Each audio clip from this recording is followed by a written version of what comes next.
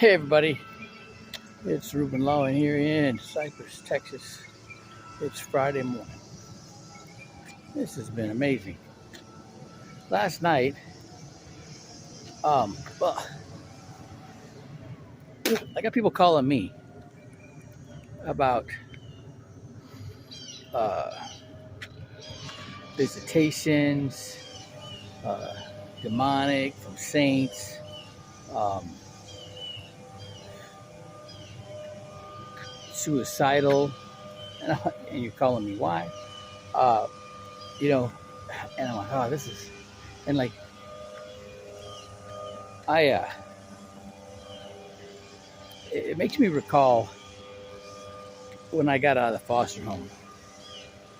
My I went right to my grandmother's funeral. And my mom is leaning on me crying. Both of my aunts are leaning on me crying. My brother, my sister, everybody's leaning on me crying. I don't feel nothing. I mean, I was like sad to see, grandma dead. She died when I was in the foster home. But I had no emotion. I think that because I had, so much going on from the incident that put me in the foster home. I kind of trumped the trauma of grandma dying. But but it's kind of this. I mean, like these guys, I I don't have those things happening. Um, it's hard for me to relate, right? I mean, I'm challenged with my own uh, getting rid of my own ugly way of thinking. To my new understanding and way of thinking. But these people that have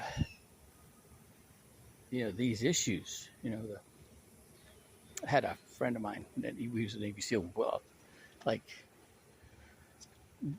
extremely accomplished guy, and we were neighbors. I had heard about him from my mentor, who happened to be his mentor when he first got to the teams, also. And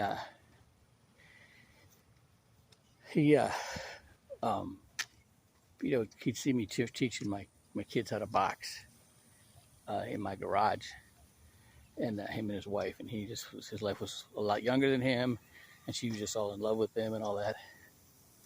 And he, um, he,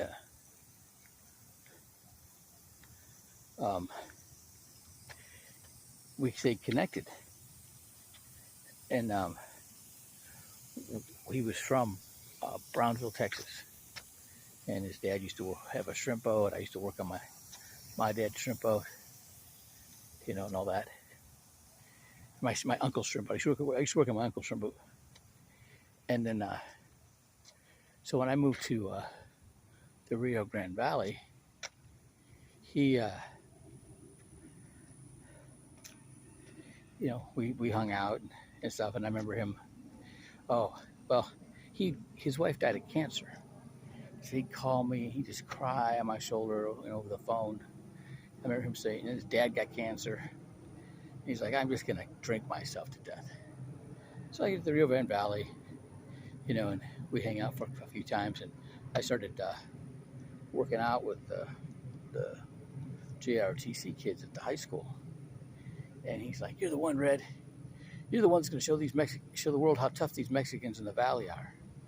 So, like a couple days later, I call my roommate and swim buddy living in the West Coast.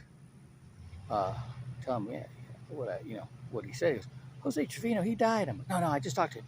Sure enough, he died of cirrhosis over the weekend. He literally did. He drank himself to death, right? And I'm like,